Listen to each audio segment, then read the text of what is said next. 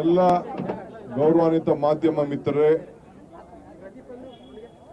ನಮ್ಮೆಲ್ಲ ಮುಖ್ಯಮಂತ್ರಿಗಳು, ಮಂತ್ರಿಗಳು, ಶಾಸಕರು, ವಿಧಾನ ಪರಿಷತ್ ಸದಸ್ಯರು, ಸಂಸತ್ ಸದಸ್ಯರು, ಮಾಜಿ ಲೋಕಸಭಾ ಸದಸ್ಯರು, ರಾಜ್ಯಸಭಾ ಸದಸ್ಯರು, ವೀರಪ್ಪ ಮೊಯ್ಲಿಯವರು ಎಲ್ಲ ಕೂಡ ಈ ಧರಣಿಯಲ್ಲಿ ಪಾಲ್ಗೊಂಡಿದ್ದಾರೆ. ಇವತ್ತು ನಾವು ರಾಜಭವನ್ಗೆ ರಾಜ್ಯಪಾಲರನ್ನ, ಘನವೆತ್ತ ರಾಜ್ಯಪಾಲರನ್ನ ಭೇಟಿ ಮಾಡಲಿಕ್ಕೆ ಅನುಮತಿಯನ್ನ ಕೇಳಿದ್ದೇವೆ. ಮೊದಲು ತಮಗೆ ನಾನು ಸ್ಪಷ್ಟಪಡಿಸಲಿಕ್ಕೆ ನಾನು ಏನ್ ಬಯಸ್ತಾ ಇದ್ದೀನಿ ಅಂದ್ರೆ, ಸಿದ್ದರಾಮಯ್ಯನವರ ಪರವಾಗಿ ಸಿದ್ದರಾಮಯ್ಯನವರ ಕೇಸಿನ ವಿಚಾರದಲ್ಲಿ, ನಮ್ಮ ಮುಖ್ಯಮಂತ್ರಿಗಳ ಕೇಸಿನ ವಿಚಾರದಲ್ಲಿ ನಾವು ಈ ರಾಜಭವನ್ ಚಲೋ ಹಮ್ಮಿಕೊಂಡಿಲ್ಲ. ಈಗಾಗಲೇ ಆ ವಿಚಾರ ನ್ಯಾಯಾಲಯದಲ್ಲಿದೆ, ನ್ಯಾಯಾಲಯದಲ್ಲಿ ಚರ್ಚೆ ಆಗ್ತಾ ಇದೆ. ನಾವು ಇದಕ್ಕೆ ಅದರ ಬಗ್ಗೆ ನಾವು ಇಲ್ಲಿ ಪ್ರಸ್ತಾವನೆ ಮಾಡಲಿಕ್ಕೆ ನಾವು ಹೋಗ್ತಾ ಇಲ್ಲ.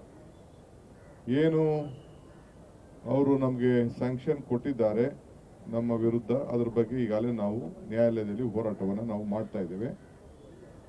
ಇವತ್ತು ಏನು ಈ ರಾಜಭವನ್ ಚಲೋ ಇದೆ, ಇದು ಗವರ್ನರ್ ಆಫೀಸು ಒಂದು ಪಕ್ಷದ ಕಚೇರಿಯಾಗಿ ಪರಿವರ್ತನೆ ಆಗಬಾರ್ದು. ಇದೊಂದು ಸಂವಿಧಾನದ ಪೀಠ. ಸಂವಿಧಾನ ಒಂದು ಏನು ಒಂದು ಎಲ್ಲರೂ ಕೂಡ ನ್ಯಾಯಬದ್ಧವಾಗಿ ನಡಿಬೇಕು ಅಂತ ಹೇಳಿ ಗವರ್ನರ್ ಸ್ಥಾನವನ್ನ, ಗವರ್ನರ್ ಕುರ್ಚಿಯನ್ನ, ಗವರ್ನರ್ ಕಚೇರಿಯನ್ನ ಸ್ಥಾಪನೆ ಮಾಡಿದೆ. ಅದರನ್ನ ತಾವು ಕಾಪಾಡಬೇಕು ಅನ್ನೋ ದೃಷ್ಟಿಯಿಂದ ಈ ಸಂದರ್ಭದಲ್ಲಿ ನಾವು ಡಿಮ್ಯಾಂಡ್ ಮಾಡಲಿಕ್ಕೆ ನಾವೆಲ್ಲ ಇಲ್ಲಿ ಸೇರಿದ್ದೇವೆ. ನಮಗೆ ಆಶ್ಚರ್ಯ ಏನಪ್ಪಾ ಅಂದ್ರೆ, ಇಡೀ ಪ್ರಜಾಪ್ರಭುತ್ವದ ವ್ಯವಸ್ಥೆಯಲ್ಲಿ ನಾವು ಕೂಡ ಬಹಳ ವರ್ಷದಿಂದ ನಾವೆಲ್ಲ ಕೆಲಸ ಮಾಡ್ತಾ ಇದ್ದೇವೆ. ಬಹಳ ಜನ 50 ವರ್ಷ, 40 ವರ್ಷ, 30 ವರ್ಷ ಎಲ್ಲ ಕೂಡ ಮಾಡ್ತಾ ಇದ್ದೇವೆ. ನಾವು ಎಲ್ಲ ಕೆಲಸ ಮಾಡ್ತಾ ಇದ್ದೇವೆ. ಇವತ್ತು ಮುಖ್ಯಮಂತ್ರಿಗಳ ವಿಚಾರದಲ್ಲಿ ಒಂದೇ ದಿನದಲ್ಲಿ ನಮಗೆ ನೋಟಿಸ್ ಅನ್ನ ಕೊಟ್ಟು, ಕಾನೂನು ಯಾವುದು ಎನ್ಕ್ವೈರಿ ಇನ್ವೆಸ್ಟಿಗೇಷನ್ ಇಲ್ಲದೆ ಪ್ರಾಸಿಕ್ಯೂಷನ್ಗೆ ಪರ್ಮಿಷನ್ ಕೊಟ್ಟದ್ದು ಕೂಡ ತಮ್ಗೆಲ್ಲರ ಜನರ ಮಂದಟ್ಟನ್ನು ಮಾಡಿಕೊಡ್ಲಿಕ್ಕೆ ಪ್ರಯತ್ನ ಮಾಡಿದ್ದೇವೆ. ತಾವು ಮಂದಟ್ ಆಗಿದ್ದೀರಿ.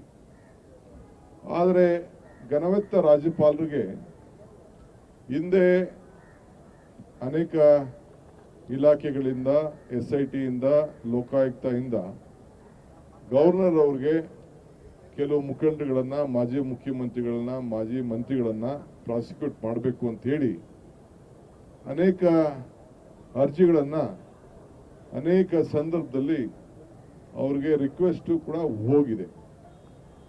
ಅದೆಲ್ಲ ಕೂಡ ತನಿಖೆ ಆಗಿದೆ. ಅವೆಲ್ಲ ತನಿಖೆ ಆಗಿ ಕೋರ್ಟ್ಗಳನ್ನ ಆದೇಶದ ಮೇಲೆಗೆ ಇನ್ವೆಸ್ಟಿಗೇಷನ್ ಬಹಳ ದೊಡ್ಡದಾಗಿ ನಡೆದು ಈ ಸಂದರ್ಭದಲ್ಲಿ ತನಿಖೆ ಆಗಿದೆ. ತನಿಖೆ ಆಗಿದ್ದಂತ ಕೇಸ್ಗಳಲ್ಲಿ ಬಹುಶಃ ಇವತ್ತು ಹೆಂಗೆ ನಮ್ಮ ಮುಖ್ಯಮಂತ್ರಿಗಳ ಮೇಲೆ ಯಾವ ರೀತಿ ಪ್ರಯೋಗ ಮಾಡಿದ್ರು, ಅದಕ್ಕಿಂತ ಮುಂಚಿತವಾಗಿ, ಯಾಕೆಂದ್ರೆ ಎಲ್ಲ ದಾಖಲೆಗಳಿತ್ತು, ಎನ್ಕ್ವೈರಿಗಳಾಗಿತ್ತು.